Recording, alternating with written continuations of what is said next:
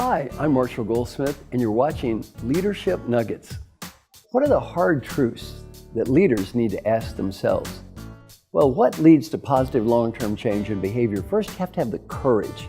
You have to have the courage to ask for input and look into the mirror. You have to have humility. You have to have the humility to admit you can improve. And finally, you need the discipline to follow up on what you learned, stick with it, talk to people about what you've learned.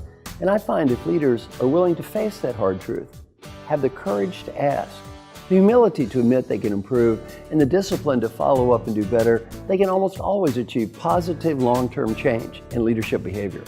For this week, what I'd like you to do is pick the important stakeholders in your life and ask them a question. How can I be a better? How can I be a better manager? How can I be a better peer? And even do it at home. How can I be a better friend or a family member? By asking the questions, we begin the learning process that can help you ultimately become more effective. Thank you for watching Leadership Nuggets.